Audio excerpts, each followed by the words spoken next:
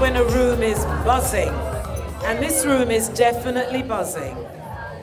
I love it, I love it, I love it. Good evening, ladies and gentlemen. Well, that doesn't sound like you really want to be here. Good evening, ladies and gentlemen. Now that sounds like a room of people that really do want to be here. How is everyone? Are we feeling good? Okay, first day of spring. That's good, isn't it? That's a good thing. Just want to say a very good evening to you. My name's Angie Greaves. I work for Smooth. Anybody here listen to Smooth? Okay, so I know I'm not on my own. That's a good thing. Okay. Well, a very good evening to you and a warm welcome to the Dress for Success Greater London 2024 Power of Women Awards. And we're gathering to celebrate strength, resilience, and achievements of women from all walks of life.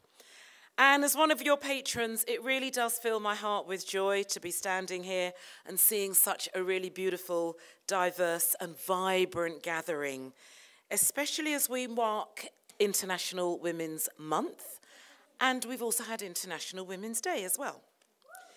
Woo, yeah. So tonight we're coming together under the banner of Inspire Inclusion. And it's a theme that resonates deeply in the fabric of our society because you see, inclusion, it isn't just about being present, it's about feeling valued. It's about feeling represented. It's about feeling empowered and also able to contribute our unique voices and also our perspectives. And it's about creating spaces where everyone, regardless of gender or race or age or background or ability, just feels like they belong and feels like they can thrive. Yeah? So tonight, as we honour the outstanding achievements of women who have blazed trails and broken barriers, let's reflect on the journey ahead. Let's commit ourselves to creating a world where every woman's potential is recognised, is realised, where every voice is heard, and where every dream is within reach. We've all got a dream, but sometimes we get to a stage where self-doubt comes in, yeah? Perfection paralysis comes in, or what is it, imposter syndrome comes in. So we tell ourselves, oh, let me leave that dream. No, the dream is within reach. Now, I'm immensely proud to stand before you as a patron, but more importantly, as a fellow advocate for change. So let's continue to lift each other up. Let's continue to support one another and also to champion the cause of inclusion in all its forms. So as we embark on another evening of celebration and inspiration, let's remember our greatest strength lies not within our differences, but within our unity, because together we can inspire. We can inspire inclusion. We can empower women. We can shape a future where every woman can thrive. Does anybody in this room have daughters? They're going to grow up to be women. We want them to thrive. So thank you for being here tonight. Let the festivities begin. And so without further ado, it's my honour and absolute pleasure to introduce the creator of the Power of Women Awards and the founder and the trustee and chairwoman of Dress for Success Greater London, Miss Juanita Ingram. Now, Juanita's vision and dedication has been instrumental in bringing us together tonight and over many nights, over many, many years, to really celebrate the remarkable achievements of women. So please, would you join me as we welcome Juanita Ingram for tonight's opening comments.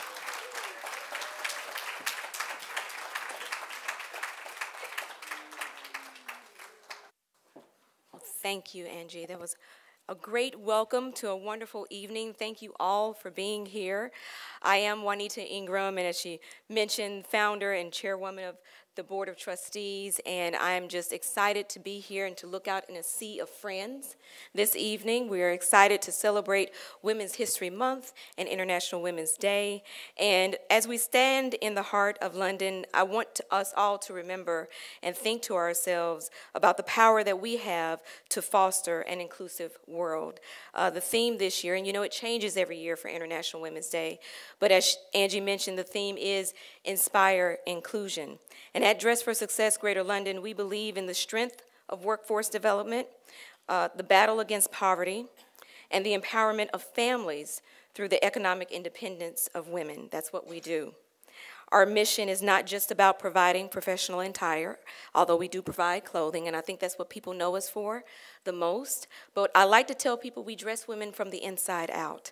So we start with the interview or interview suit, but it's more than that. It is a crusade to end poverty.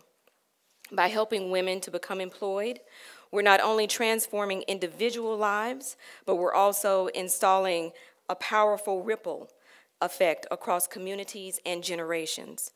Most importantly, we recognize the profound impact our work has on the children that rely on these courageous mothers.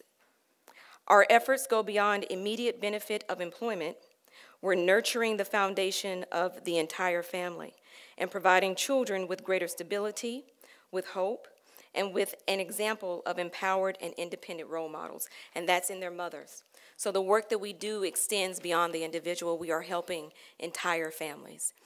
I've been with the organization for 10 years now. I'm excited about that. We are in 144 cities, 23 countries. Each affiliate is very much standalone, and we are helping women all over the world. We've been around for 27 years globally, and 9 to 10 years, depending on when you start counting. But we opened our doors in 2015, in February of 2015, and we've been helping over 11,000 women now to date to get back into the workplace.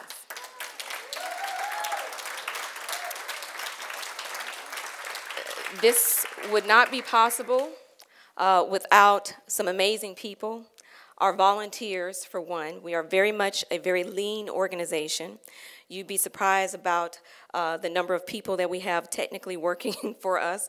We're very lean. I'd like for our leader, Fanula, to stand for one moment. Everybody knows Fanula. Round of applause. Could not do it without her. And for all of our volunteers and staff, if you could stand, please. I think, yes, round of applause for them. I think Maxine is somewhere running around working, but round of applause for her as well. And our board members, if our board, yes, you, Barry, if our board, if our trustees could please stand. I know Barry and Jennifer are here. Would not be able to do the work that we do without them. So I stand here with a great team of people, and I want everyone here to give yourselves a round of applause, because it's supporters like yourself. I think the fact that you're here is a testimony to your commitment to empowering women, families, children, and the economic independence of women. So thank you for joining us this evening. Now, we would not be able to be here without some important people, so I want to thank all of our sponsors. You can see the board up there with all of our sponsors. I want to thank Central District Alliance, Radisson Blue Hotel, the hotel that we're in tonight, Sheen, Adriana Papel, who dresses our awardees, and myself. This is a gown supplied, and they have been a wonderful sponsor. Yes, please. Oh, thanks. Thanks. They've been a wonderful sponsor, and they're a global sponsor, so we really appreciate them. Women of Wealth, Weil, and Purpose Productions. So your generous contributions, and not only contributions, but your belief in our cause. We would not be able to do what we do without you. So we thank you for allowing us to be here this evening. So I'm not going to keep us too much longer. We're going to go on with the awards. I'm really excited about the evening. We have some amazing awardees, and we'll get started with the show. But thank you so much for coming.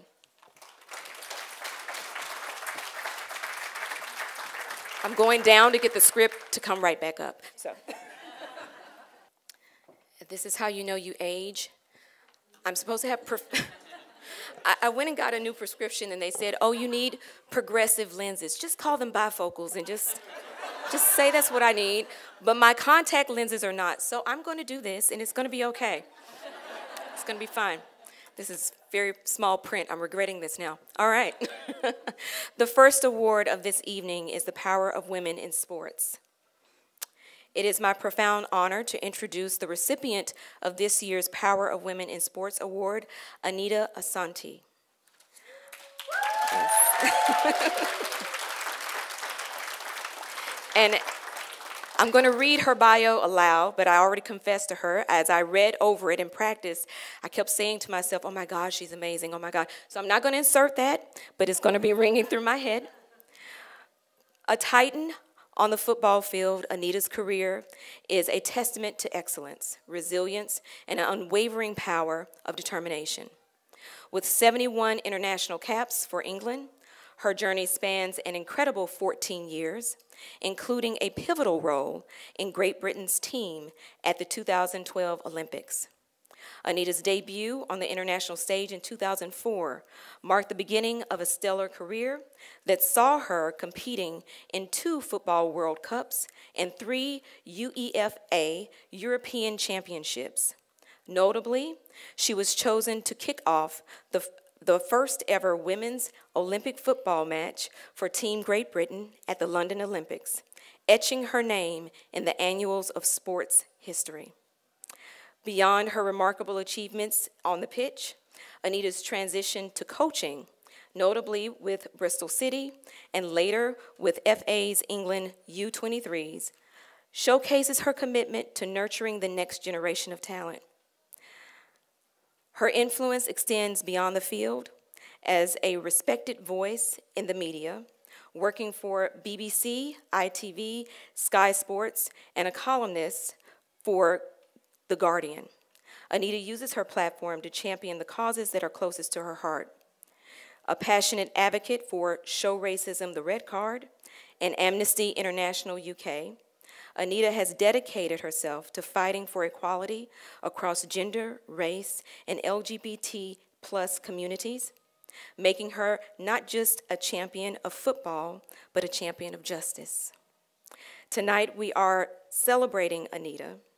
We're not just honoring a legendary athlete, we are honoring a force of positive change whose impact resonates far beyond the boundaries of sports. Please join me in a resounding applause for Anita Asante.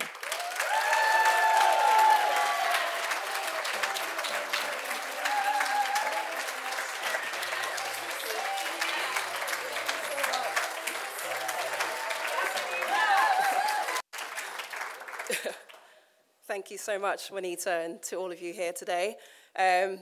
Where to begin? I mean, I'm used to wearing football boots and not so much heels, so this is a good start.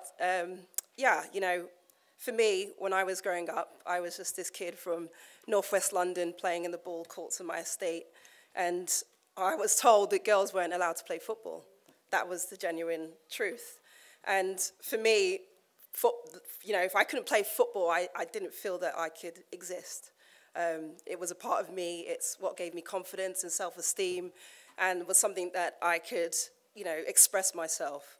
So to know that today, after all that hard work and all the difficulties in terms of knocking those barriers down and those obstacles, that my visibility and being able to represent so many girls across the country to fulfill their dreams, you know, means a great deal to me.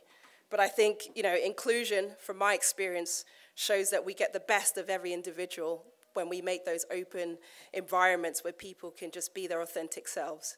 And I've been very fortunate to be able to do that. And I have so much gratitude that I can now do that as a football coach and hopefully keep bringing the next generation of not just footballers on the pitch, but footballers that really fight for what they believe in off the pitch as well.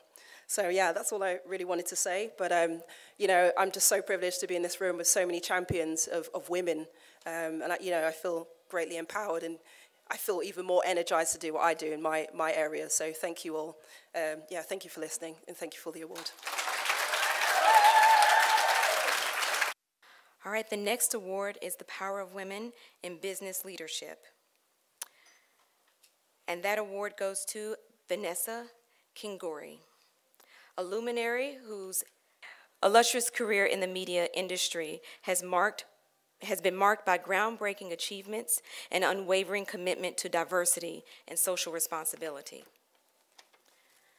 Vanessa's recent appointment as Managing Director, Tech, Media, and Telecoms at Google UK in February of 2024 is a testament to her exceptional skills in business transformation and change management. Prior to this, she made history at Condé Nast, serving as British Vogue's first female and first business leader of color in its century-long history, a role that she held from 2017 to 2024. Her tenure saw unprecedented revenue growth, digital transformation, and a 95% increase in digital revenue year on year. Her visionary leadership led to her promotion as Chief Business Officer of Condé Nast Britain, where she oversaw all 10 CNB brands, further solidifying her influence across the European Vogue brand as its advisor. Her commitment to diversity shines through her leadership in the Peanut Start Her, a microfund aiding women in tech and entrepreneurs, and her impactful organization, Share the Mic UK, which reaches over 175 million people, highlighting the achievements of Black women. Vanessa's pioneering spirit, business acumen, and dedication to uplifting others have not only reshaped the landscape of media and business, but have also set a new standard for leadership. Tonight, we celebrate Vanessa, a true power of women in business leadership. And this morning, she called, and her people called. She's had an emergency. She is really sad that she cannot be here. We have assured her it is okay. We will get her award to her, and we are going to accept her award on her behalf. Thank you.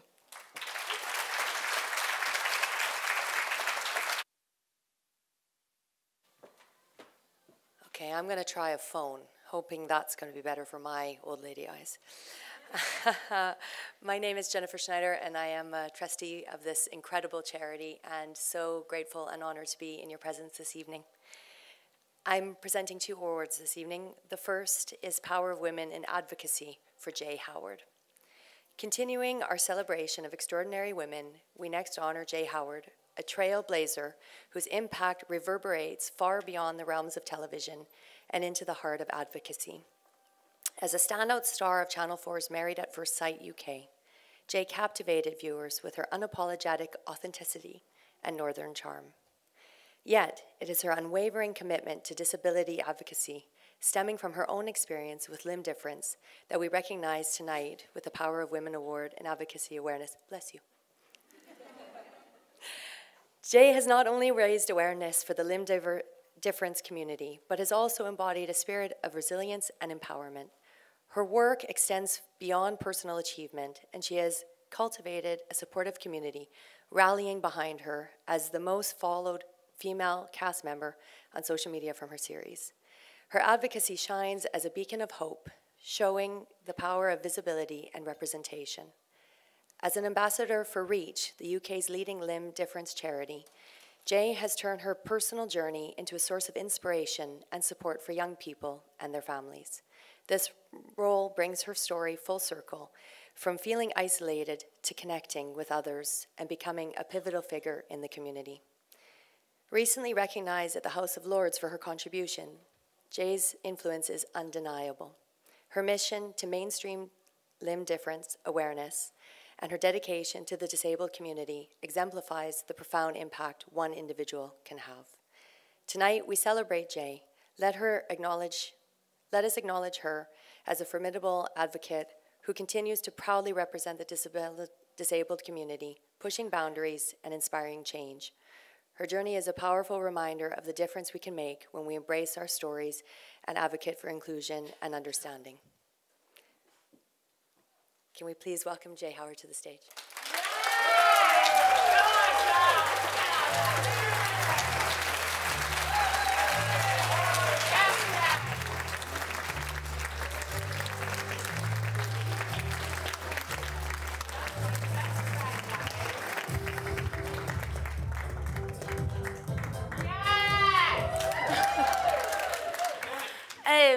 bear with me. Yeah, I've done a speech. I don't usually like speak in public, but yeah, I'm getting used to it. Not that I've been on national telly, married a stranger, but you know, it is what it is.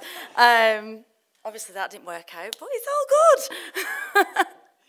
good. Yeah, so I can't even begin to express like the gratitude that I feel right now, and like how humbled and honoured like I am even to be asked to come here, never mind get an award. Like honestly, I didn't think that this day would ever come, ever. I don't even know what to say. Honestly, I'm baffled. But obviously, in the company of all these incredible changing women, let alone obviously being honoured for my own award, I'm extremely humbled, and this means more to me than what I can express in words. Driving the conversation surrounding disabilities and limb differences is something that I'm really passionate about. Because growing up, when I was a child, I thought I was alone, because we're talking like 32 years ago now, it was a very long time ago. And obviously, if I had the support network as what they do nowadays, then I didn't have that. So I thought I was kind of on my own when I was growing up as a kid. And it's amazing knowing that there's charities out there like Reach that support not only just the kids that have got limb differences, but they support the families as well. And as long as I can give a little bit back into society, then I'm happy.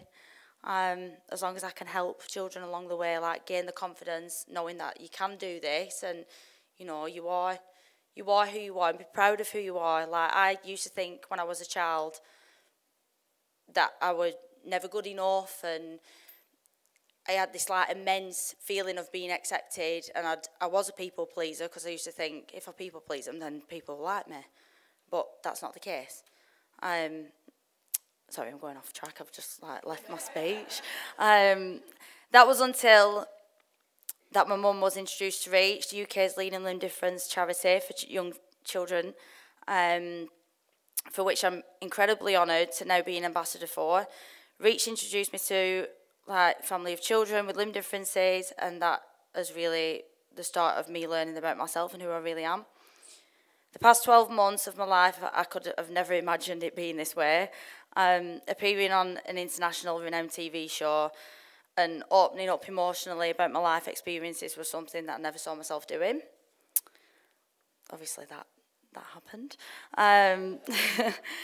Now, I might not have found my happily ever after. I will one day.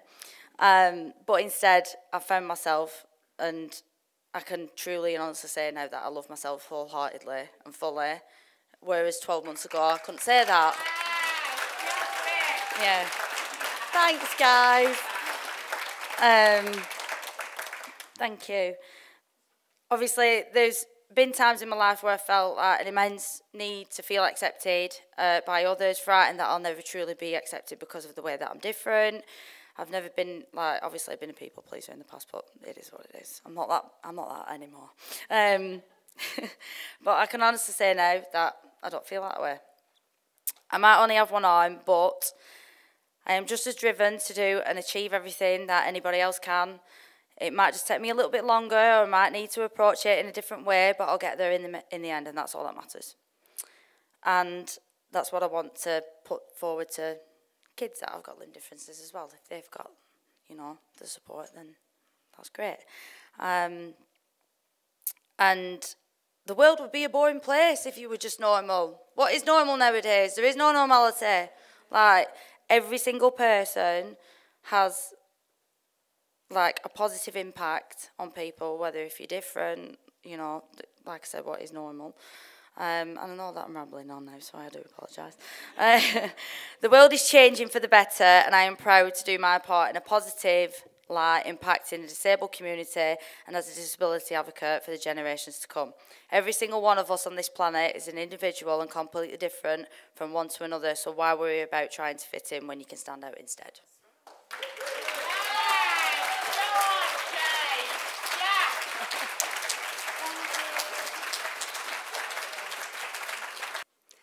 The next award that I am honoured to distribute out is the Power of Women in Diversity for Shola West.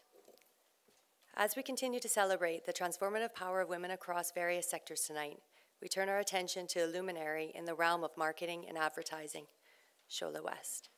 Her exemplary career, marked by innovation and deep commitment to diversity, earns her a Power of Women in Diversity Award. Beginning her impressive career trajectory as a digital marketing apprentice at the tender age of 18, Shola rapidly climbed the ranks to become the brand lead at Complex UK by just 23. Her accolades include being named Media Week's 30 Under 30 newcomer in 2022 and a LinkedIn Top Voice in 2023, reflecting her substantial influence and impact within the industry.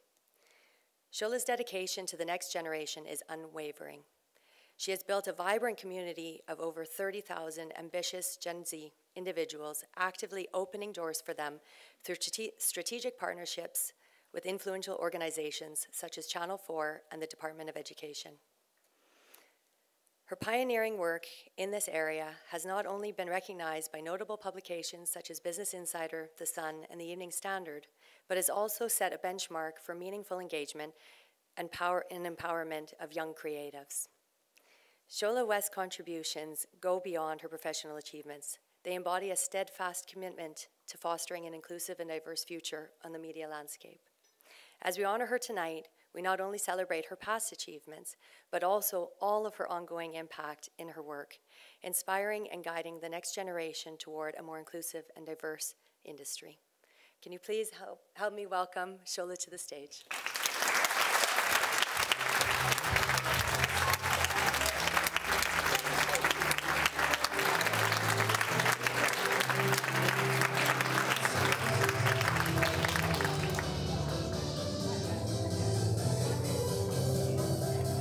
That was not graceful whatsoever. I'm rarely in heels as well. But yeah, I just wanted to say I'm so grateful for this award. Like, it means so much to me. I actually didn't prepare anything because I'm going to be on a panel later talking a bit more about Gen Z. But what I will say is, with my journey, I'm a black girl from South London, found out I was dyslexic quite early on, didn't do A-levels, didn't do a degree, and nobody in my family worked in media. So, you know, I found it really challenging to get in at first. I only really found out about the industry probably when I was 21 or so. So for me, it's really about giving back. I know that I still have so much more to achieve in my career, like I'm 23, but I don't feel like you have to reach a certain level to then give back. You can give back from day one. The minute you start something, there's always something you can give back and offer to somebody. So for me, starting my TikTok, I know that a lot of young people are scrolling there every day, every night. So I was like, why not use that to actually empower people and educate people? So that's what I do. I literally get on, I'll teach them CV tips, I'll tell them like the best job opportunities. And it's really important for me to give back because sometimes not everybody has somebody who works in the industry, like their uncle just works at BBC, or not everybody has access. So for me, it's all about just giving back to other people who, you know, wouldn't have the opportunities otherwise. And yeah, I'm really so grateful, and I'm still learning myself. So yeah, this is a really humbling experience. So thank you guys. I'll keep it short.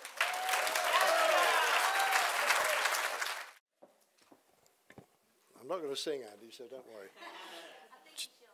You think I should? Just before I make the presentation to Tara, who's standing in for Baroness Brady, I'd just like to say a special thank you to all the, it looks like the Oscars out here, but I'd like to make a special thank you to all the young ladies who work so hard for Dress for Success. And, of course, our lovely chair, Juanita, our Marilyn Monroe lookalike, Fionnuala, the gorgeous young ladies in Leather Lane, Maxine and Marilyn. Where are they?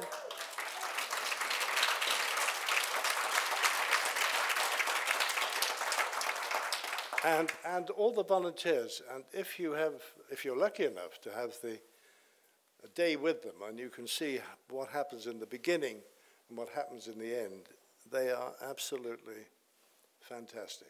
And as the only man in the island, I think, on the board, that is true, Juanita, is it? I am the only man. But anyway, I'm not here to say I'm a man. I'm just here, I'm here to make a presentation to Baroness Brady, but unfortunately, I think her daughter's having a baby, so she has to be with her. But we have a very charming lady who's going to take the award, Tara. But before I do that, I better tell you something about, so I could read this, because I can't see without them. Anyway, this is the Power of Woman, the prestigious Power of Woman Award of the Year. We turn our spotlight on the figure whose name is synonymous with leadership, empowerment, groundbreaking achievements in the realms of sports, businesses, and public service. Tonight we celebrate Baroness Karen Brady of Knightsbridge, CBE, a trailblazer whose illustrious career has paved the way for women across the globe. As Vice Chair of West Ham, I'm an Arsenal supporter, but I don't hold it against her. As Vice Chairman of West Ham, Baroness Brady has not only broken glass ceilings, but also has redefined the role of women in the male-dominated world of sports. Her tenure at West Ham has been marked by unprecedented success, bringing her recognition as one of the most powerful women in sport. Beyond the football field, the influence extends to the highest echelons of British politics. As a peer in the House of Lords, where she champions issues close to her heart, including women's rights and business entrepreneurship. Baroness Brady's commitment is to fostering female empowerment, entrepreneurship, was honoured in 2013 with a CBE, a testament to her significant contribution to women in business. Her role as Lord Sugar, or Alan, the advisor at the BBC hit show The Apprentice, I think I'm going to be fired in a minute, has made her a household name, providing invaluable insights and guidance to aspiring entrepreneurs and further cementing her status as a business icon. Baroness Brady's numerous awards and accolades include Businesswoman of the Year and being named one of the most influential people in business in the UK. This barely scratches the surface of her contributions to society. Her journey is a beacon of inspiration, showcasing the power of determination, vision, and leadership. As we prepare to delve deeper into the experiences and insights during our question and answer session, we are reminded of the profound impact one individual can make on the world. Baroness Karen Brady's story is not just one of personal success, but a call to action for all of us to pursue excellence, break barriers, create opportunities for the generation that follow. Tonight, we honor her not only as Woman of the Year, but as a timeless figure in the Power of Women legacy. Accepting Karen's award is Tara Warren, Executive Director of West Ham.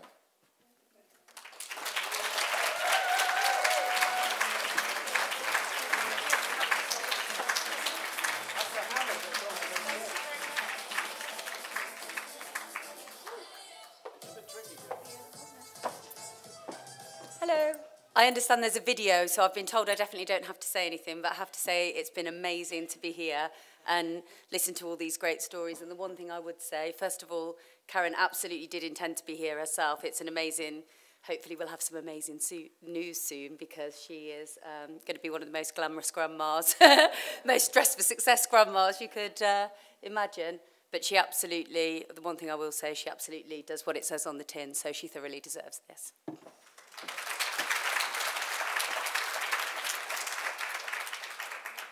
Thank you so much for my Power of Women of the Year award. I'm so sorry I can't be with you this evening to celebrate this collective of wonderful and inspirational women.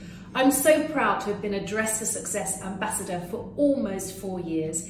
Dress for Success are with women every step of their career journey, enabling them to feel confident, prepared and polished for job interviews and the workplace. When women are given the tools and resources they need, they can break the cycle of financial struggles, build successful careers, positively impact their communities, and of course, be an inspiration to other women. We need to continue the good work being done by Dress for Success to give women a helping hand to help themselves. This year, I donated my apprentice wardrobe, so I hope those clothes bring luck to women as they start their own careers. Congratulations to all the winners tonight, and thank you to everyone at Dress for Success for the work that you do. Good evening, everyone. Evening. My name is Joy. I'm an entertainment presenter and journalist, and I'm going to be presenting the next 3 awards. Tonight, as we celebrate the exceptional contributions of women who are paving the way for a brighter, more inclusive future, I'm honoured to present the Power of Women in Female Empowerment Award to Soy Hay. She is Director of Europe.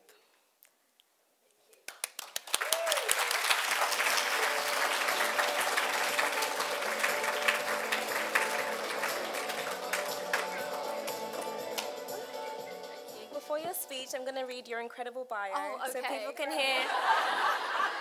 Just so people can hear how amazing you are. Oh, sorry, am I here too early? You can stay and shine. You deserve to shine. Since joining the company in 2017, Sway has been a driving force behind Shein's expansion and positive impact across Europe. Her leadership goes beyond traditional business growth. She's deeply committed to empowering her team, fostering an environment where confidence and professional growth flourish. Her efforts to enhance the workplace culture and support her colleagues underscore the critical role that empowering leadership plays in creating dynamic and supportive work environments. One of Sway's most notable achievements is her dedication to expanding Shein's network of charity partners. Her successful orchestration of a 5-year collaboration with Dress for Success Greater London stands as a testament to her commitment to female empowerment beyond the confines of her immediate professional sphere. This collaboration not only highlights the importance of corporate responsibility, but also her personal investment in initiatives that uplift and support women in need. Sway Hayes' remarkable contributions to Shein, her team, and her community reflect the essence of female empowerment.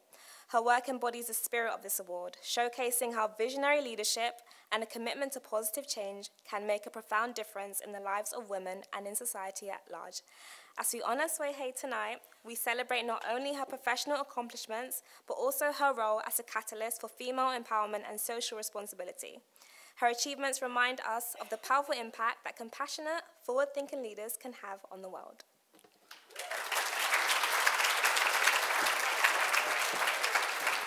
Amazing. Thank you so much for the introduction. I'm mesmerized.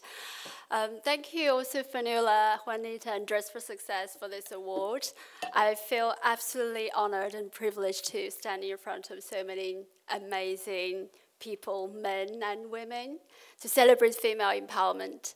Shein is a business that's built on the principle of empowerment. Since we first began our journey selling wedding dresses over a decade ago to our growth into the global fashion business we are today, there has been an ever-present commitment that drives our success.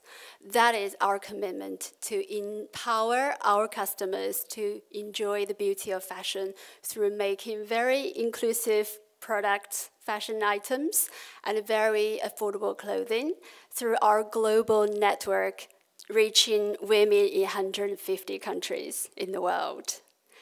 And women at Shein plays an incredible part in bringing that commitment into reality.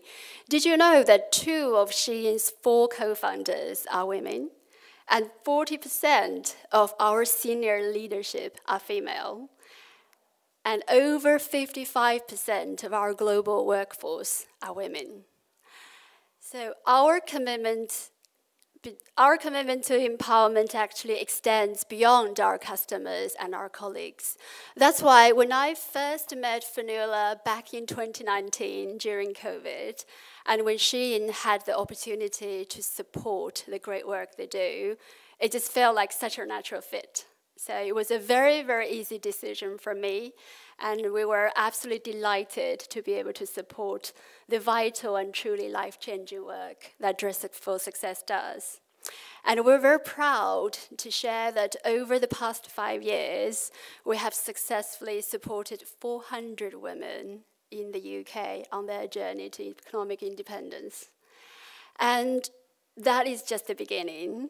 We have elevated our partnership with Dress for Success to 5 more global affiliates, committing $430,000 to the great work they do. And we are really, really proud to be part of that. So thank you, and this really means a lot. And I cannot wait to see what we could do together in 2024. Thank you, everyone. Tonight, we are privileged to honor a visionary leader whose work has profoundly transformed urban landscapes and communities. Ruth Dustin, OBE. As we present the Power of Women in Business Award, we celebrate Ruth's 3 decades of unwavering dedication to social and economic development. She's the founder and chief executive of Prime Era, a testament to her pioneering spirit and commitment to creating spaces that foster community, economic growth, and a sense of belonging. Under her guidance, Prime Era has emerged as a leading force in place partnership, renowned for its expertise in placemaking and the creation and operation of business improvement districts. For the past 20 years, she's led Prime Era to remarkable heights. Today, the company manages 12 central London bids in some of the city's most iconic neighbourhoods. Her visionary approach does not stop at UK borders. Ruth and her team extend their expertise globally, assisting cities worldwide in developing their placemaking strategies. Ruth's work is a beacon of innovation in urban development, demonstrating the profound impact thoughtful placemaking can have on enhancing the vibrancy and economic vitality of communities. Her leadership in neighbourhood regeneration and community building has not only revitalised areas, but has also laid the groundwork for sustainable, inclusive urban environments. As we honour Ruth tonight, we recognise her contributions to transforming urban spaces into thriving communities. Her achievements underscore the power of women in business to lead change, challenge the status quo, and create lasting legacies. Ruth's dedication to improving the social and economic fabric of communities around the world is an inspiration to us all. Please welcome Ruth to the stage.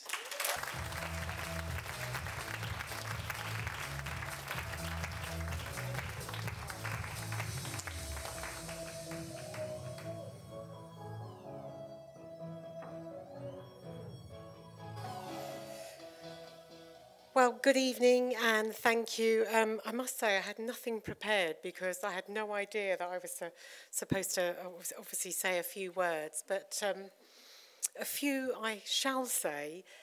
Just to say it's an absolute honour to receive this, so thank you so much to Dress for Success. My business has been running for 20 years. I'm a girl from East London. And I have worked incredibly hard to get to where I am today. I can't say it's been an easy ride. It has been that greasy pole that I've climbed. But I have to say that I am supported by an amazing team. And it's really interesting because probably 70% of the workforce that we have are represented by women. But my senior leadership team that support me is 90% led by women. And I think it really is a testament to show that I think today in society for women, there is so much more that we can offer and give in the business world and so much more that we can do together, collaboratively working. I feel incredibly proud to be where I am today and extremely proud to receive this. I have to pay homage to my fabulous family. I have my beautiful daughter here with me this evening, Catherine, who is 16, so she's here with me tonight, and my other fabulous daughter, Rachel, 29, who is flying the flag for Primera over in Sydney, Australia.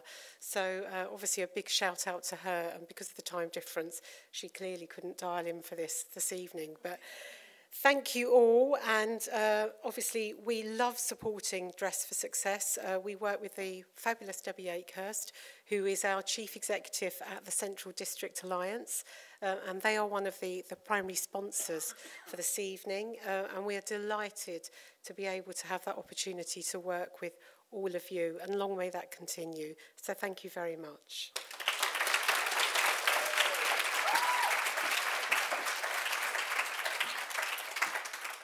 Shout out to East London. I'm from East London too. The next award means a lot to me. As a girl in entertainment, there's so many people in this industry, right? And it's very rare that you cling on to someone and that you connect to someone, and so it's my honour to present the next award. Tonight, I have the honour of celebrating an extraordinary talent in the world of entertainment, Leona Lewis, OBE.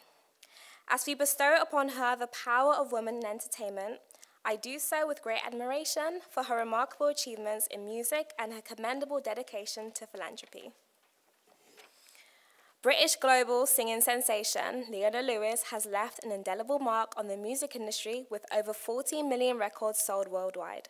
Her iconic hit single, Bleeding Love, which I've been listening to this week, soared to #1 in over 35 countries, a testament to her universal appeal and the emotional depth of her music.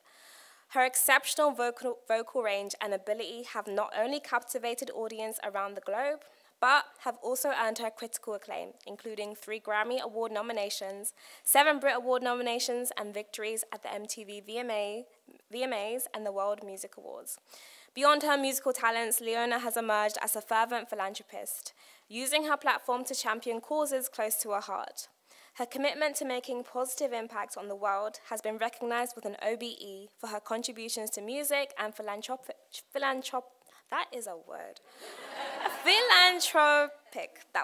endeavors. Leona's album has been named the UK's biggest selling debut album by a female ever, a record that speaks volumes of her influence and legacy in the music industry.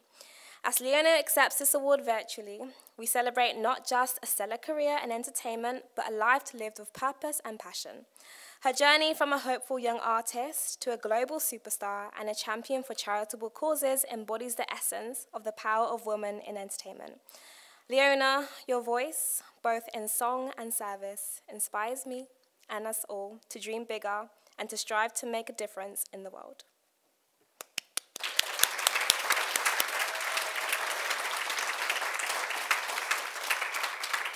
And we have a video from Leona. Hi everyone, thank you so much for this beautiful award. So sorry that I can't be there with you, but I wanted to send this message to commend the incredible work that Dress for Success is doing to elevate women. Thank you again and sending so much love. Sorry, I am not used to walking upstairs in high heels because I'm usually running around London in my trainers and then putting my shoes on when I go into a meeting, so apologies if I'm sort of all over the place, you know, so I think it's a knack in sort of walking in high heels. But anyway, isn't it amazing tonight with all these marvellous awards that we have and all these inspirational women that's providing leadership and inspiring even our clients at Dress for Success. And I'm so proud tonight that we have a lot of our clients in the audience tonight to be inspired by all these other brilliant leadership in women that have came from maybe some areas of not so well, but have progressed in their careers. So continuing on, we have Debbie Hewitt, who I actually just met tonight because I've been communicating by email and by phone, etc. as well.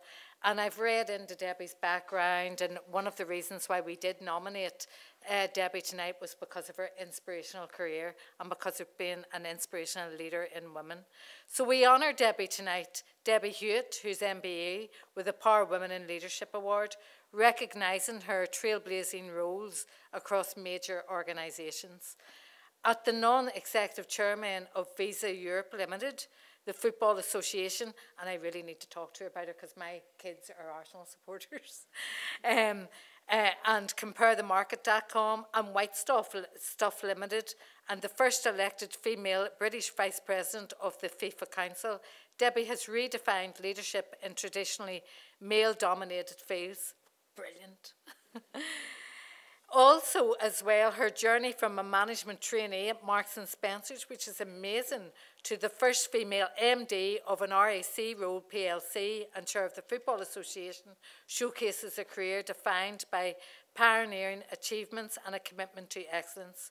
Awarded an MBE for services to business and the public sector, and holding numerous accolades, including inclusion in the Vogue 25 list of the UK's most influential women. Isn't that also amazing? Debbie's impact extends beyond business to inspiring change and promoting diversity, inclusion and leadership. As we celebrate Debbie tonight, we recognise her significant contribution to business, sports and empowering future operations of female leaders. Please welcome to the stage Debbie Hewitt.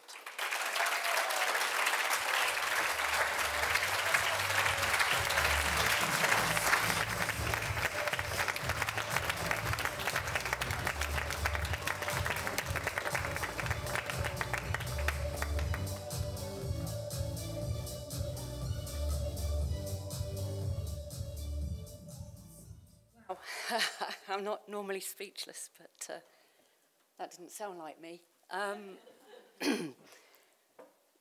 It's interesting because I'm, first of all, very honoured to be on a list of such inspiring women. And I feel very privileged not just to be in the room, but to actually get an award. I have to say, when the email first came through, I thought it was spam.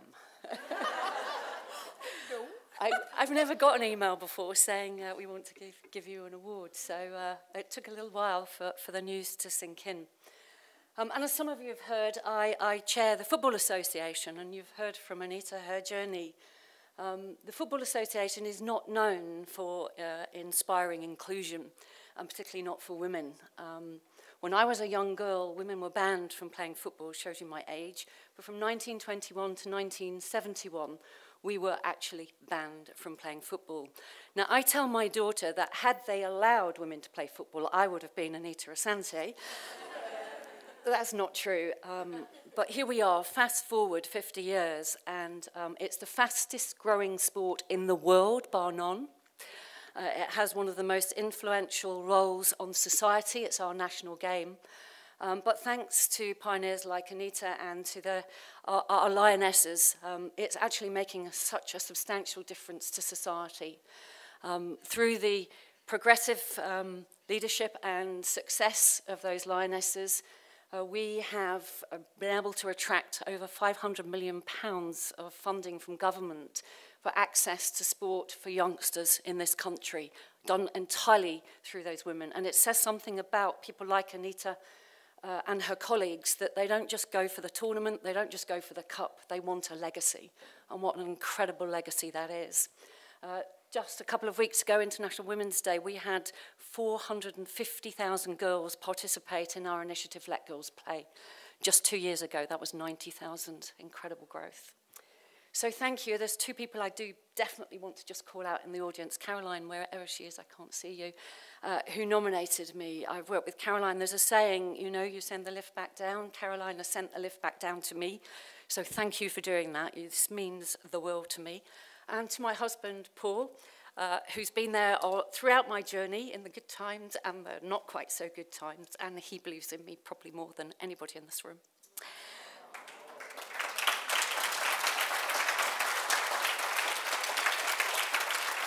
And finally, I just want to say thank you for Dress for Success for making me feel valued, but also for the amazing work that you do. It's inspiring.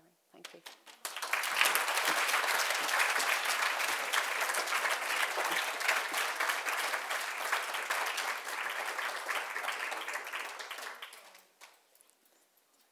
Really well deserved, Debbie. Our next awardee then is Sarah Lamptey, which is the Power of Women Award in Philanthropy. As we move into our celebration, it's with great admiration that we next recognise Sarah with the Power of Women in Philanthropy Award. Sarah is a magnificent talent in entertainment, has notably extended her impact for beyond the screen and stage, founding Sharebox, and if you really Google Sharebox, it's an amazing charity. Sharebox provides essential services to those experiencing homelessness in London. I actually went over and visited where they're based, over in St Giles and St George, which is one of the CDA footprint charities, and it's a fabulous organisation. The initiative, which now extends to Birmingham, which is fabulous, and has earned her an MBE, showcases her profound commitment to making a meaningful difference.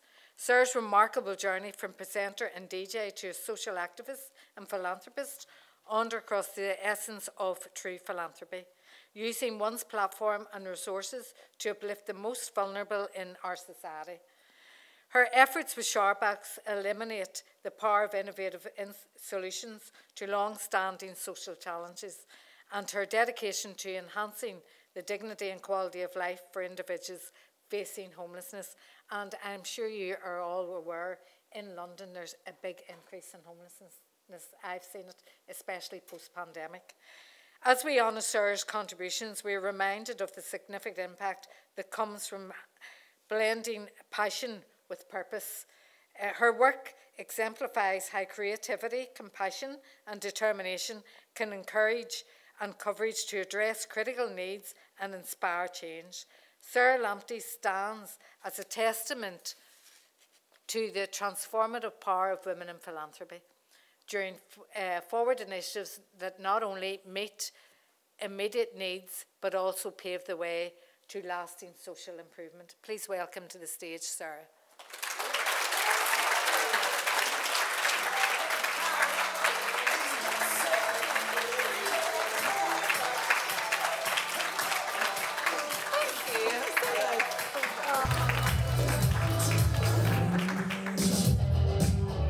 Meeting actually on stage for the first time, but we've had lots of wonderful email exchanges. Yes. Okay. And this is so wonderful, and those words were so brilliant. And actually, it's so nice to be standing here just around the corner from St. Giles. We've got Reverend Philip just in the back there. On a Saturday morning, I am running around in leggings and my hair's scraped back, and it's chaos, but it's organised chaos. We are very, very, very busy now, as you can imagine. In London, I think most of us will have seen the rise in street homelessness, but actually we have a lot of individuals who come to us who are hidden homeless with all kinds of needs. And so we've ended up being kind of like a one-stop shop. I try not to spread ourselves too thin, but actually the need is so high and so varied, and we do what we can to meet it. This is a really wonderful award to receive. I've been thinking a lot about the power of women this week, and it feels fitting to have just got on this train into London after a day of media career striving, meets shower box planning, meets playgroup navigating. I've left my 2-year-old that I'm still breastfeeding with my husband, Tom, who I'm sure is currently nervously swerving her nighttime demands to take her to the shop for cucumber. And it really is a boost to be in this room full of talented, ambitious women. I know that you're all so good at your own versions of juggling that we could all be in the Cirque du Soleil together, probably. But at least life isn't boring. I've got my mum and my aunt and my friends here this evening. They're all special, strong women who have launched and guided me and who I'm so fortunate to share this life with. And especially my force of nature mum, Pauline, who's over there, who through her teaching and now through her activism works to stand up for those who need it the most. So to Showerbox, setting up my own charity was actually never the plan, but I'm so thankful that life has brought this twist to my journey. However intense it may be at times, and I'm so grateful to be able to help people that need it alongside a fantastic team of volunteers and friends. I've always, since I was a kid, wanted to work out what I could personally do to make a difference, to lighten the load that so many people sadly bear. I was a volunteer for homeless organisations for years, and through a conversation with a man who'd experienced homelessness in different parts of the world, talked about how there's such a lack of hygiene facilities here. And I started to explore what was here in this country and what I could personally do to make a difference. I found that there were far too few for far too many people.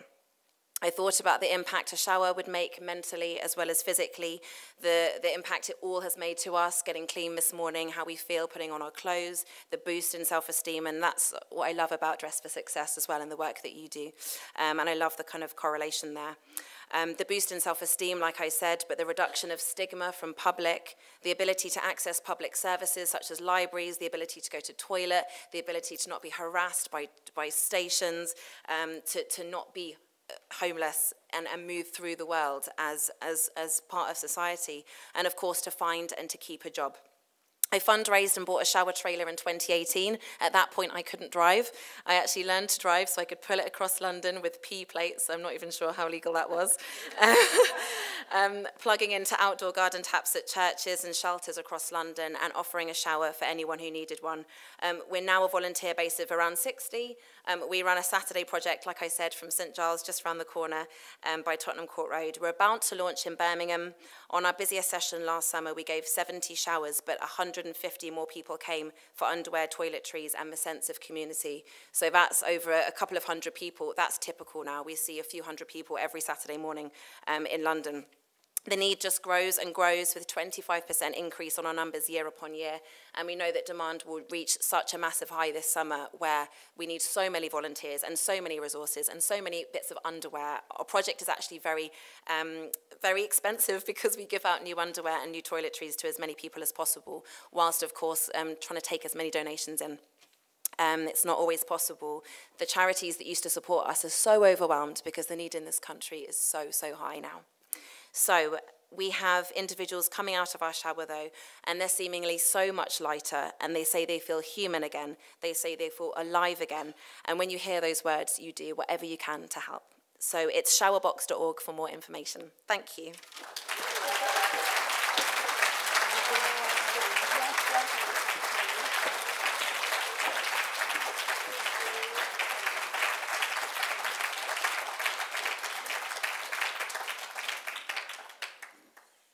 I'm just looking at Sarah's script there that was much larger font than mine. So it's easier, and it's horrible to say, but at a certain age, when your eyesight tends to go, it's terrible. And I'm actually thinking about Barry earlier when he was able to read his script full on, which I can't. But anyway, as we continue on, I have to admire this individual. And one of the reasons why I nominated this individual for an awardee was because of her passion and her commitment and her actual sheer hard work, that she just likes getting down, doing it, and very hands-on. I've known this person for the past lot of years, and anything you ask her to do, she does. I also love when she comes in and she gives us a ray of sunshine with her brightly coloured hair, and sometimes it's in, you know, dynamic, funky colours that I would love to try but never have the sort of passion to do so, or the inspiration to do so. But she also gives me a ray of sunshine, and she also is very straight talking, which if anybody you know knows me, I am as well. So as we progress in our celebrations tonight, I am focusing on this remarkable individual whose dedication in volunteering has made a significant impact on countless lives in Dress for Success. I am delighted to honour Jane Saunders as the Power of Women Volunteer of the Year. I haven't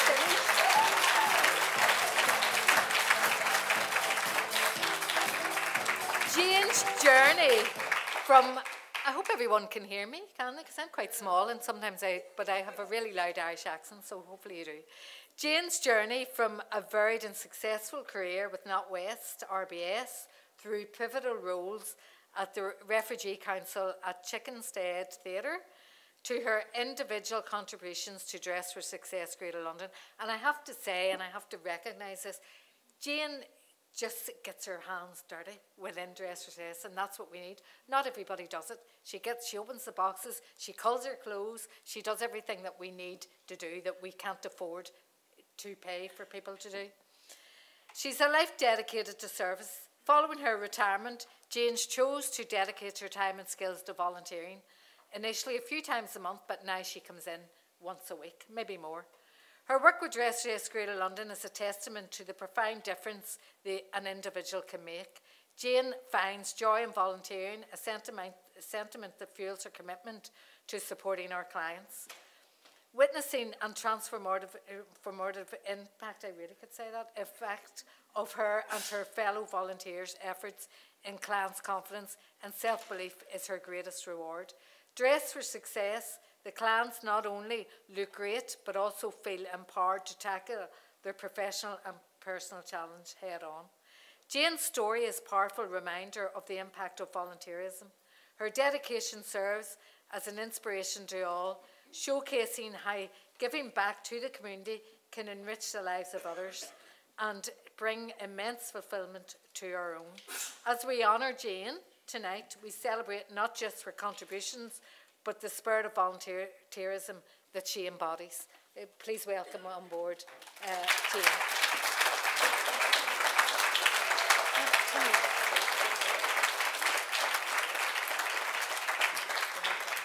Thank you. Thank you very much. I've prepared a small scrappy piece of paper. That's my speech. As Fanula says, I've been volunteering for a good few years now, and I try to do it once a week. It's an absolute joy to volunteer. Supporting the clients and seeing the positive impact the work of all the volunteers has on increasing their confidence, belief in themselves, and looking great. and then they're dressed for success. It is an absolute joy. Thank you very much. We couldn't do what we do without our volunteers because we're a very lean machine and we couldn't do what we do for volunteers, so that's well deserved, Jane. So our next award, what can I say? It's what we do and what we do best is our Client of the Year, Tony Ann Gordon. So Tony Ann I've known for over a year now, but she's been coming to Dress for Success for a lot of years, getting support in whatever way she needs. Tonight we're thrilled to honour an extraordinary individual such as Tony Ann. Tony Ann is with the Power of Women Client of the Year Award. Tony Ann, from her support with Dress for Success, has created a lot of success within her life. She's a multidisciplinary facilitator, has been a dynamic force within the Lewisham Council and far beyond, embodying the spirit of advocacy, activism and artistic expression with unparalleled passion and dedication. Tony Ann's impact as a community facilitator spans a broad spectrum of critical issues, from tackling food insecurity to addressing youth employment, unemployment and economic inactivity. Her roles as a youth ambassador for Youth Employment UK and for the Connected Futures Downham cohort have not only highlighted her commitment to societal change, but also her ability to inspire and mobilise the younger generation towards meaningful engagement and action. Her creativity knows no boundaries.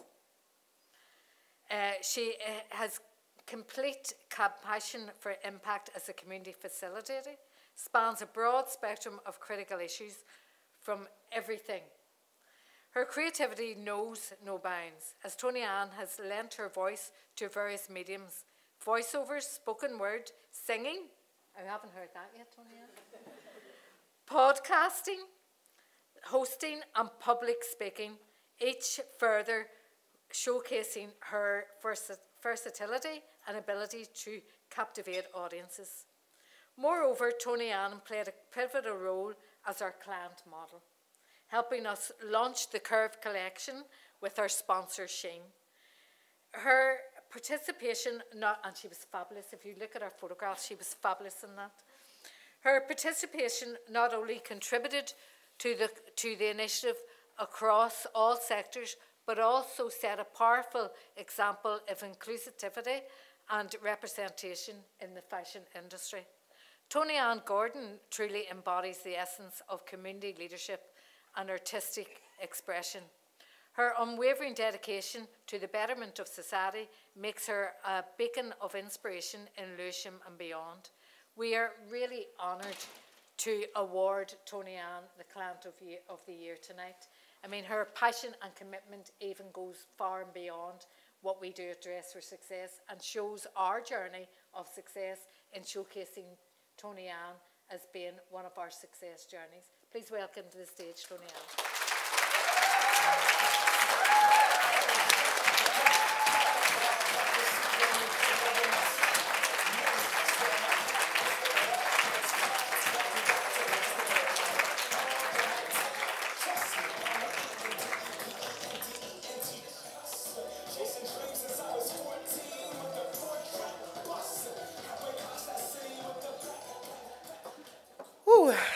I'm going to keep it short and sweet. Thank you so much for having me. Thank you to Fionella. Thank you to Maxine and the wider team. Dress for Success has been detrimental in empowering me, seeing me, offering me the support that I need to get to where I want to go. And I'm honoured to receive this award tonight. Thank you.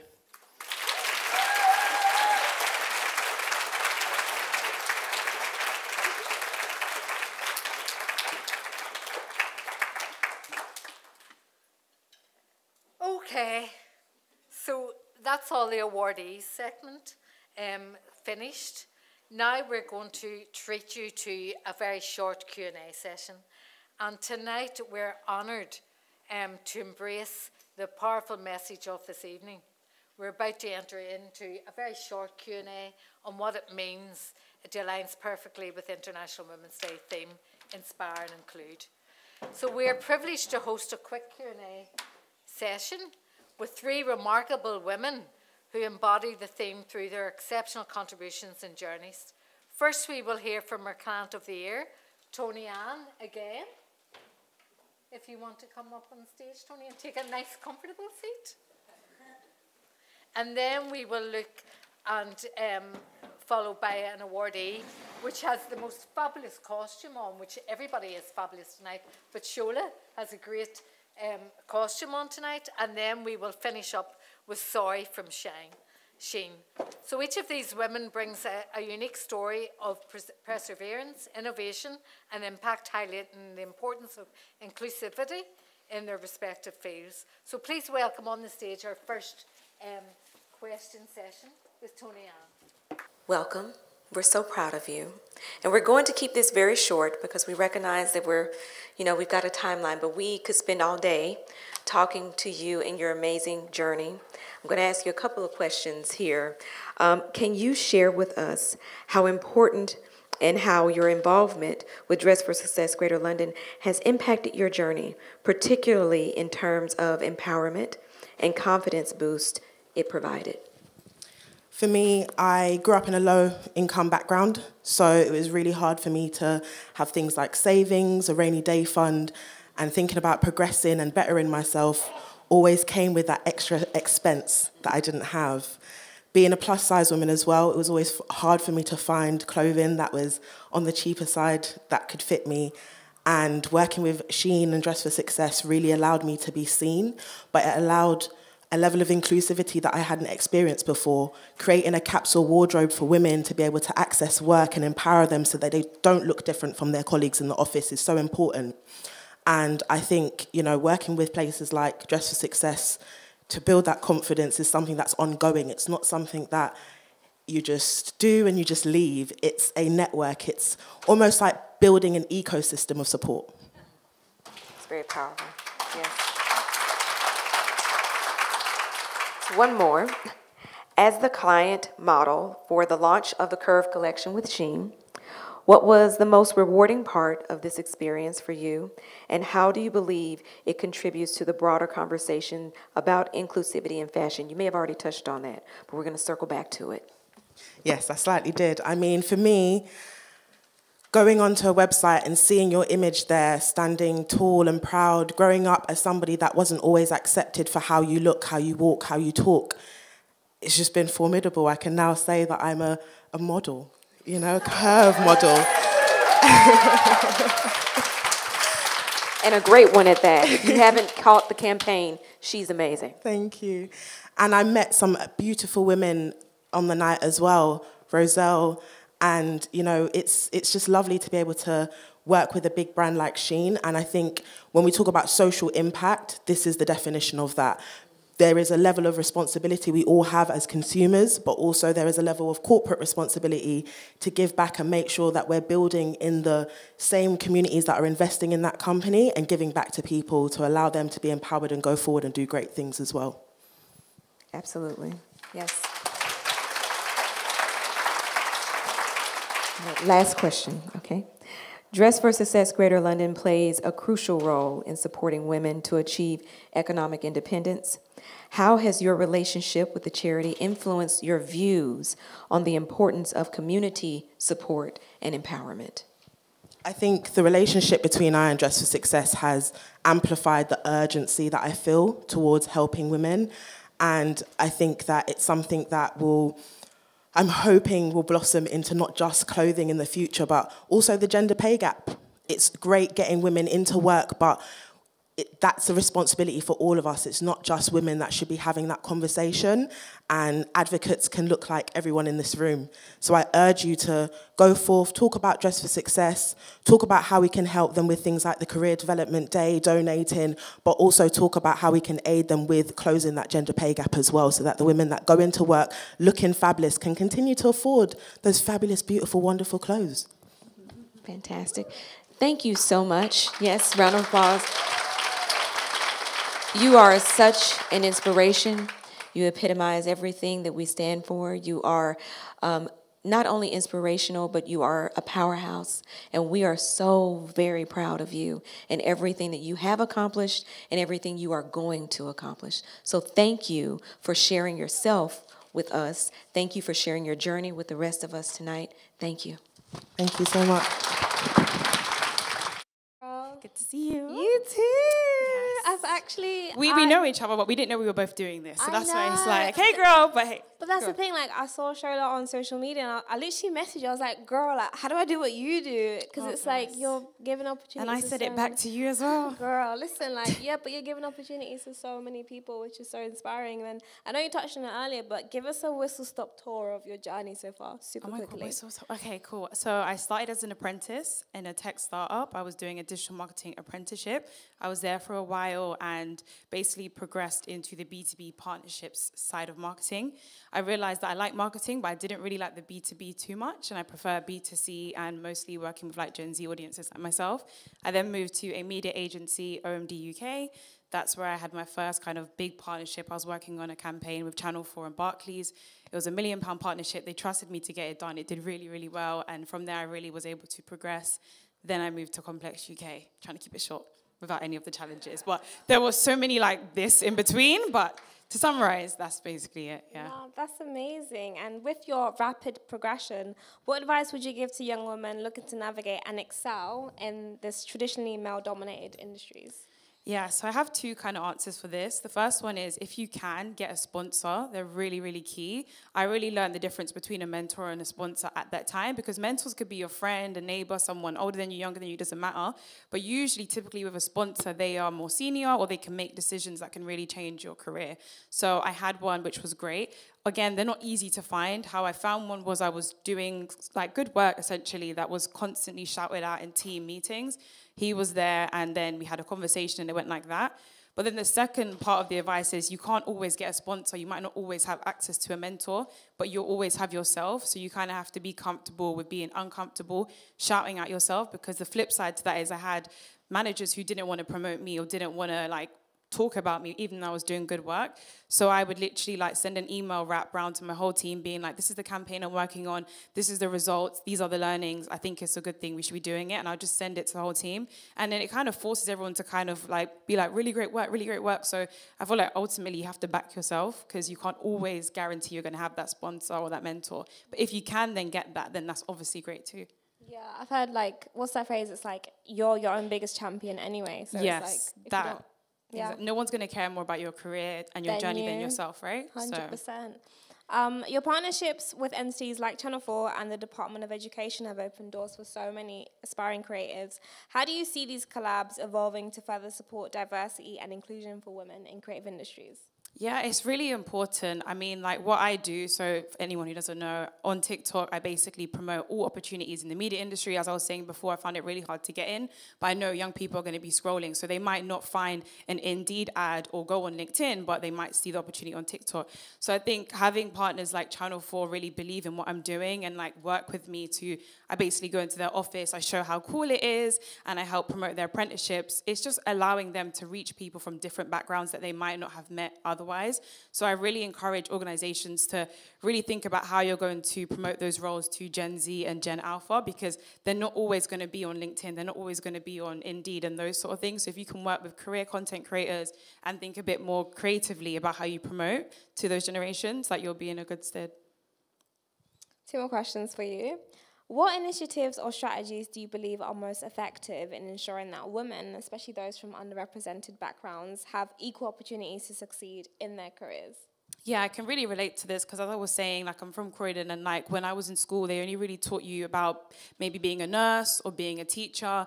No one taught me about media partnerships, which is what I do. So I think it starts from age 12. Like if companies can go into secondary schools and talk about their programs, apprenticeships, internships, traineeships, all of those sort of things, that's great, because sometimes you just need to see it to believe it, or even just know that the role's out there to then go after it. And then once these people are actually in your organization, it's about retaining them. A lot of the time, people from ends, that's how I would just say it, will come into a company and be like, I'm out of here. And the reason why is because they say no one looks like them, no one sounds like them, microaggressions, imposter syndrome, cultural shock. I experienced all of that myself at 18. So it's about creating those spaces where they can feel comfortable and they can feed back. And then once they get to that space, it's also accelerating them, whether that's through like accelerator programs or upskilling, so that they actually have equal opportunities to then thrive and get the promotions. So you've used your platform to foster meaningful conversations and actions around diversity and inclusion.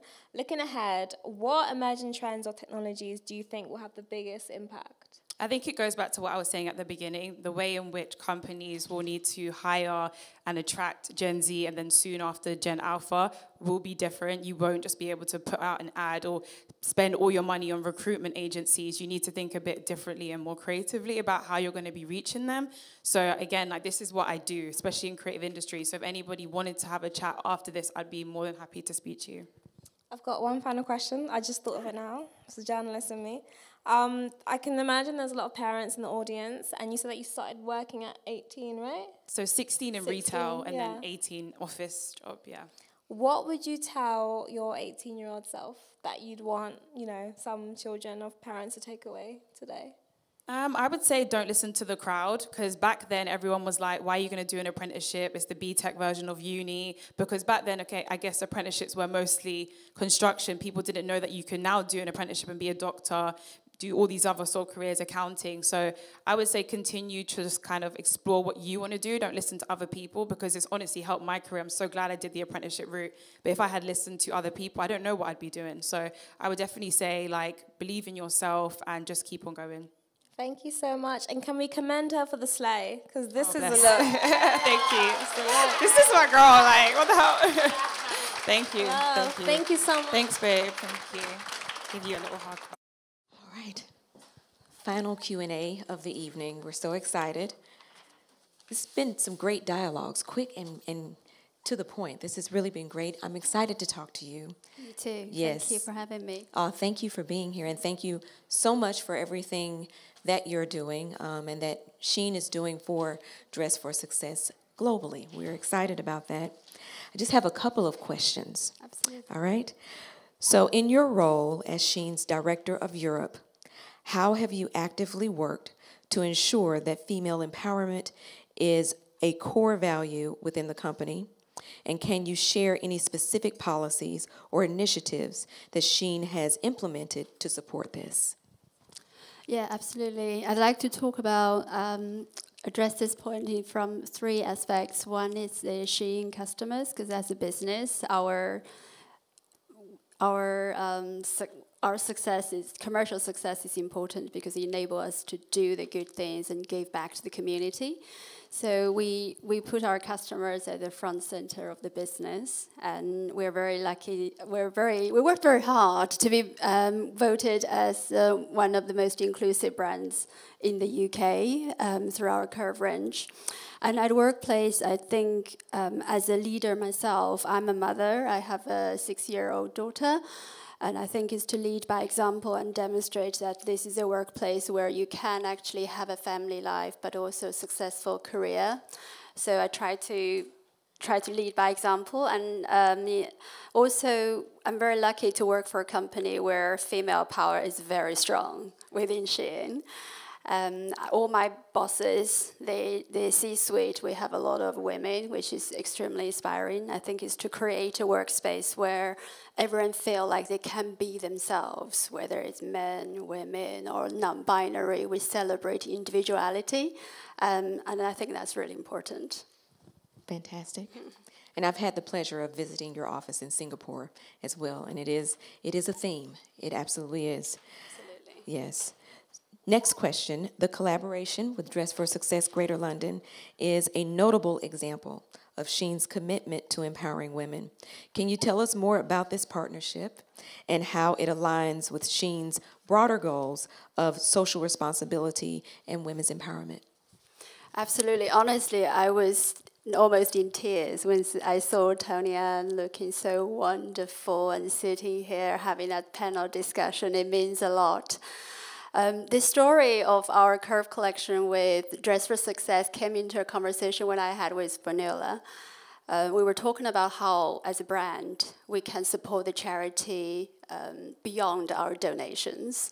And one of the challenges Fionnuala had at the time is we don't have enough professional, stylish, affordable workwear that they can present to their clients. So sometimes you feel a little bit disappointed because when a client comes to Dress for Success, wanted to seek the support to gain confidence, and then we often don't have enough stylish curve clothing. So as a very agile business as Shein, we have an incredible supply chain. So I said, why don't we create one?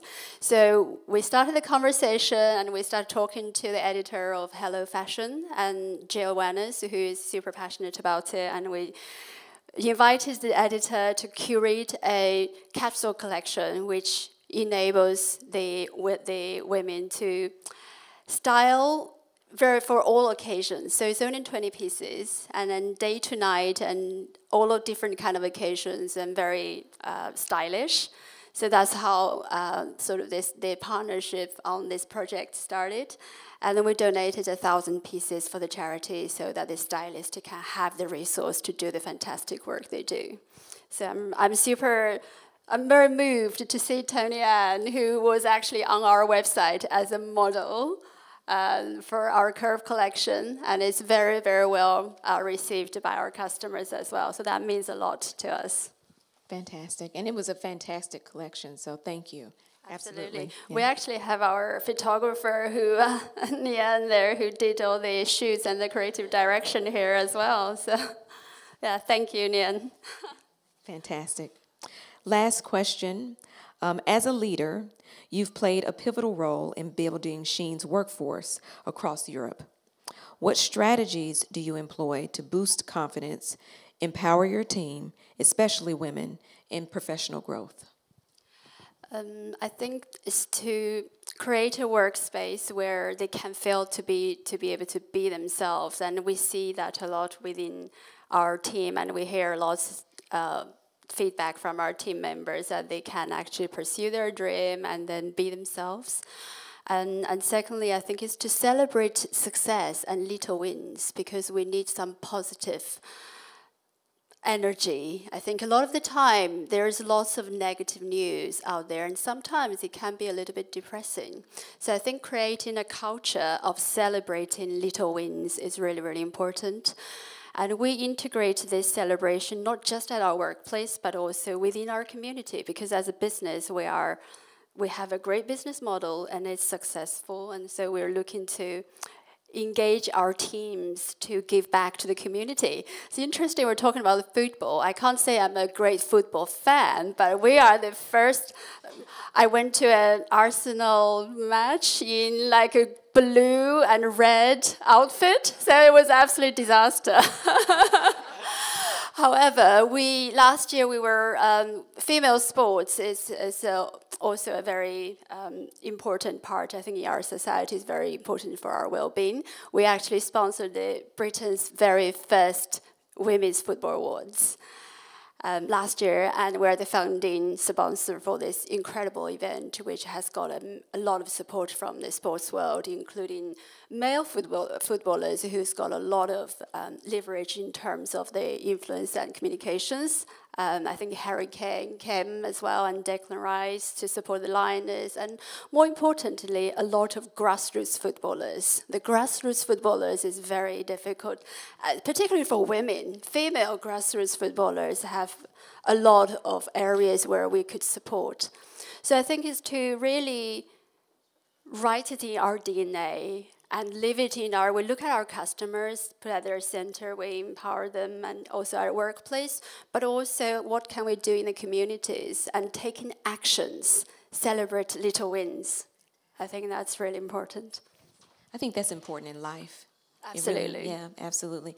Thank you so much. Thank you. Amazing. Thank you. Thank you, everyone.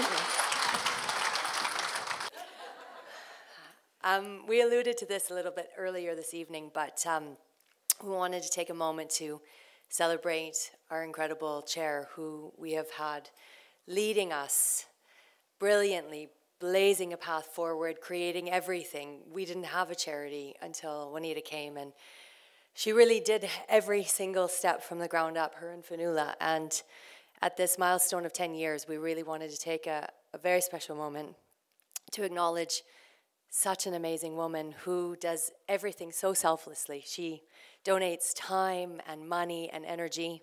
Her husband is relocated to Asia, and she is up in calls with us in the middle of the night all the time, finding ways to run her business and raise her family and support her husband and to cheer women on all around the world. She wears a lot of really amazing hats, and she never, ever asks for acknowledgement or praise. We wouldn't be here without you. We wouldn't have served 4,000 women. Was that right?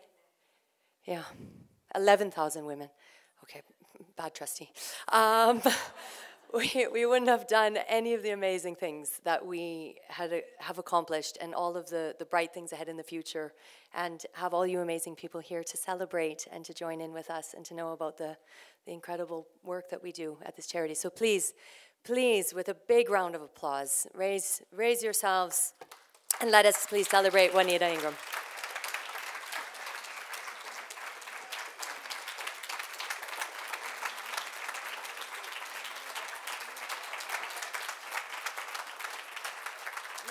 Just hugs. I'll take the hugs. I'll take the hugs. Thank you. Oh my God. I'm so grateful. Thank you. Today, we celebrate a remarkable milestone. 10 years of extraordinary commitment and leadership by Juanita Ingram with Dress for Success Greater London. In 2014, Juanita brought her vision to London, nurturing it into a beacon of support for countless women. Juanita's journey with us is a profound story of passion, empowerment, and transformation that has left an indelible mark on the lives of countless women. Juanita's contributions have resonated through some of the largest affiliates of Dress for Success worldwide, including Indianapolis, Singapore, Memphis, Baltimore, and Chattanooga. Beyond her leadership, Juanita has shown unparalleled dedication by sponsoring various operational expenses each year and travelling at least 3 times a year at her own expense since moving outside of the UK after having resided here for 5 years. Moreover, Juanita's journey has been a family affair, with her children sharing in the values of service, dedication, and empowerment. Together, they embody the spirit of Dress for Success, spreading hope and support with boundless energy and commitment. To Juanita Ingram, our founder and our chairwoman, thank you. You are an extraordinary woman, because when I needed you at the most, when the organization was in distress, you answered my call, and you have continued to lead this organization fearlessly. Way from where you live now, you are still helping to run this organization. Know that I will always call on you. You are the consummate of professionalism in everything you do, and thank you for saving Dress for Success. Thank you, my dear. Here's to you, Juanita, for the many more years of success, empowerment, and transformation ahead. Thank you for a decade of dedication to Dress for Success Greater London. Here's to continuing the journey together.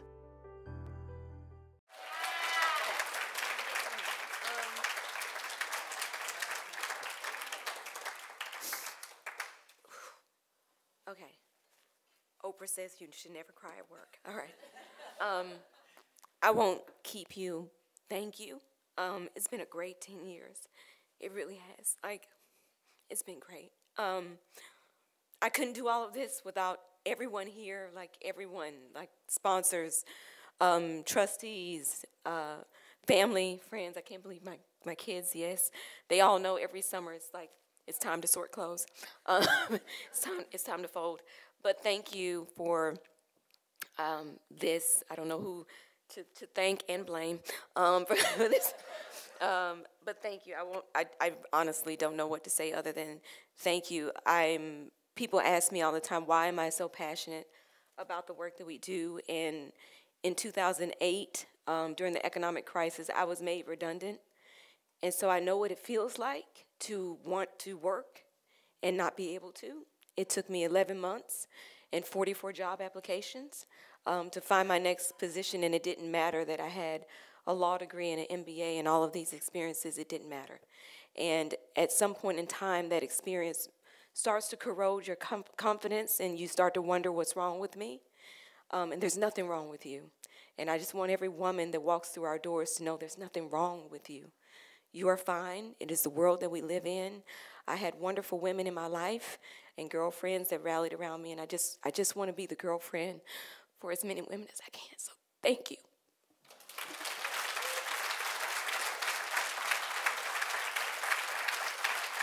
So I hope you're still awake tonight so that you can listen to my closing remarks. I will keep it short and sweet. Brilliant speech by Juanita. And if it wasn't for Juanita and her 10 years of leadership, we wouldn't be where we are today. It's, look, I have to say, and I'll just be honest, I'm an Irish woman and I just say it straight how it is. It's been hard work. I'm sure Juanita has realised it's been hard work. We do a lot of hard work. We've only got a small staff team. Maxine, wherever she is in her beautiful gold jacket, is somewhere. Maxine runs our everyday operations, from our volunteers to our client department. And we do a lot of work. There's only 2 of us with all our volunteers. Without our volunteers, we couldn't do what we do. Also as well, I've got 3 sons. So I am delighted tonight that we have Debbie here, because I'm going to be on Debbie's phone or emails next time to see if she can get any connections to Arsenal for me. I would love Ian Wright. I would love Ian Wright to be part of our journey, because Ian Wright has had a journey himself of empowering women, and I would love Ian Wright to be somewhere, and especially with Sheen supporting the Women's Football Awards. And my kids would love me. My eldest child is 42 years of age. He's not a kid anymore. But he would still love me if I got him an Arsenal ticket. We were there about a month ago seeing Arsenal. Can't even remember because I'm not really interested. But I know we went into London first, and they had a wonderful time, my 3 sons together, which was really great. I do have 2 granddaughters, which I look at them and I worry about the future, to be honest with you. I really worry about the future for my granddaughters. I would have loved to have a daughter. I didn't have a daughter. But before I get into the reality of things and the takeaways I want you to take away tonight, I do have to thank all our partners here tonight, our supporters and our sponsors.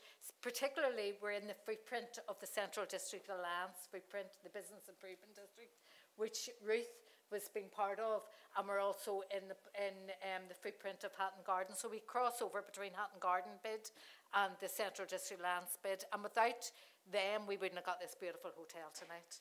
And we're hoping next year, with Juanita and I's encouragement, hopefully, we will be able to get this footprint secured for the Dress Recess Worldwide Conference next April. So that would be a brilliant opportunity for this Business Improvement District here.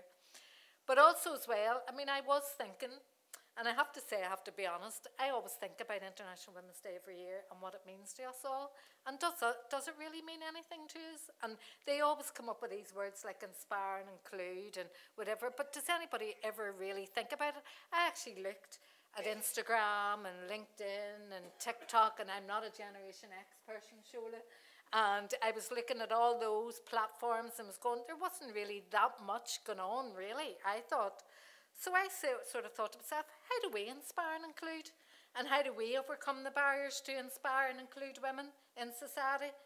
And there was two most recent reports that I was really interested in, because I've been around this game for 30 years now. And I used to run, I was instrumental in bringing early year services into Northern Ireland and into the UK with the Sure Start schemes, if you all remember those, and the preschool expansion programme.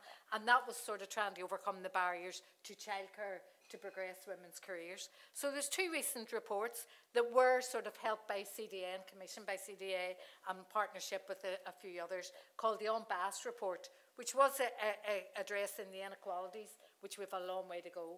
We have improved, but we have a long way to go. And also with the No Kidding report, which I was really delighted to see. But see, to be honest with you, nothing's really changed. I've worked in social impact for the last 30 years of my life.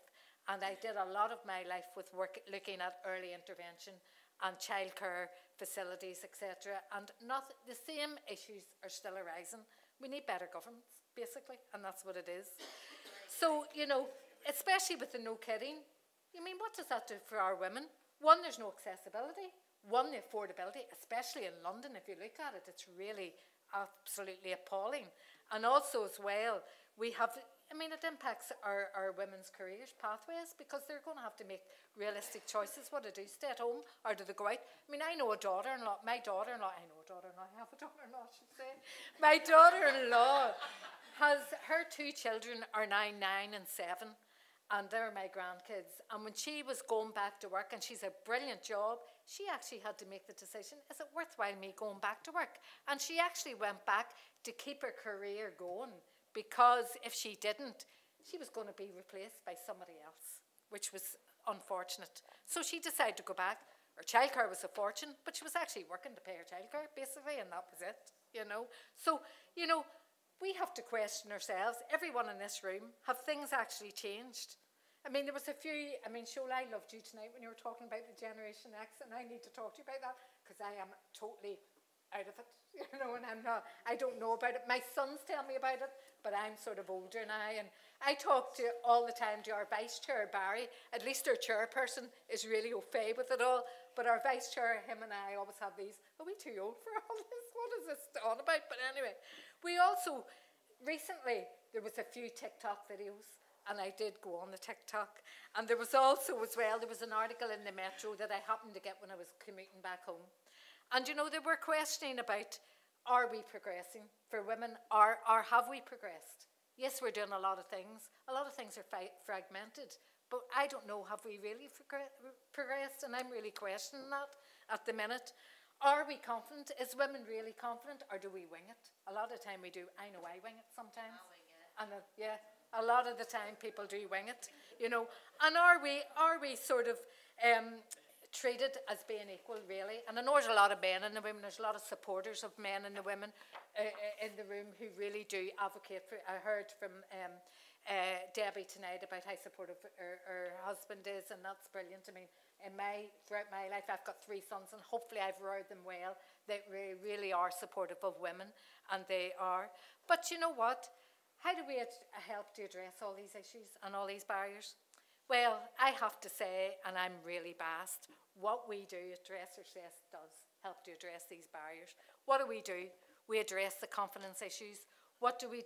We make sure that they have the skills to equip them with the tools to be successful at interview. But it's hard work. It's hard work, and we need you guys. We need you guys. We need your connections. We need everybody around you. I mean, we have our success. We know what we do works. We have an 80% success rate in every 8 out of 10 women who we help gets the job. And what does that mean? That means for the public purse, we save over £6 million a year. Like, isn't that remarkable? We don't get any money from government.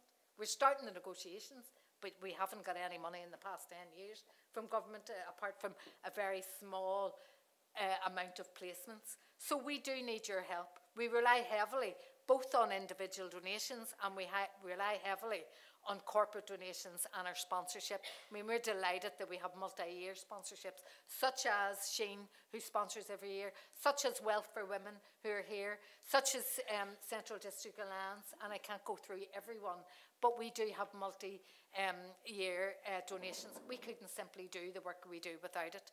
Our running costs are high. We've only 2 staff members that we pay, but everything else is really high. We would love to do more. We would love to extend or reach out to more women. We could do it, but we haven't got the capacity at the minute to do it. We have issues with premises that we need long-term premises. We're working with Central District Alliance, and hopefully with Ruth tonight, we will be invited to sort of partnership with other business improvement districts as well. But we need help. We have to say we need help, you know. I mean, the impact that we do is phenomenal. Not just on the public purse, but also on the individual. You heard from Tony Ann tonight. You heard why we have built her confidence, what the social and mental well-being of her means to her, what that means to all her clients. And also, as well, most of our clients, remember, are single parents. So what does that do as a role model to her kids? One, we're lifting her kids out of poverty because of better role models, and we're bringing more money into that family's environment. But also in the local economy, research does show that if you invest in a woman, you will invest in that economy, because they're more likely, and I'm sorry men, but they're more likely to invest in their local economy, and they're more likely to invest in buying things in their local economy, which boosts the local economy as well. But also, in general, in the UK, we save an awful amount of money to the public purse, which should be reinvested in the vital services we need. Just to go back to the two reports that I said about Unbiased, I would encourage you to read them, and also the No Kidding report, because even in the Unbiased report, there was a knock-on effect in an article produced that said that Dress for Success was one of the models of good practice that everyone should implement. We are not a rocket science organisation. We're a really good intervention service that makes a real impact. Finally, I'm going to say to you, on your lovely programme tonight, bring it home with you. Give it to anybody you have that wants to support us. We have a QR code on the back. If you feel you want to tap and donate, or you want to donate, we also have a lovely Sophia Webster handbag that they've donated tonight, that everybody who does donate tonight will be placed in a random raffle that we'll pick out, and they can have a lovely bespoke Sophia Webster handbag. But what I'm saying to you, please do donate. We do need your help. We need it in volunteering. We don't need clothes at the minute. Yesterday, and I was just sent, we need a video that we had 11 pallets of clothes yesterday with 135 boxes, that we have no more room for clothes at the minute. But we will never reject anything. We'll always find somewhere to store them. Even if we have to send them over to Singapore, we'll always find somewhere to store them. But what I'm saying to you guys, please support us, whether it's with financial donations, whether it's with connections, whether it's with your corporate social responsibility and aligning with that, whether it's corporate volunteering, and we've had an increase in corporate volunteering, and I will have to say to you, when corporates volunteer at Dress for Success, they won't look back. They come over, they love what we do, they are real humbled by what we do, they see the difference that we make, and we now have an increase in career development days that corporates host, but they also do donate to us with financial donations, which keeps our services going. So my lasting sentence to you is, please support us. Don't forget about us when you walk out that door. Please support us. Please do whatever you can to support us. Please advocate for us. Connect us to any of your connections you have. And please let us know how you can support, and we will certainly follow up. So enjoy the rest of the evening. Please feel free to go into the bar. Have a drink.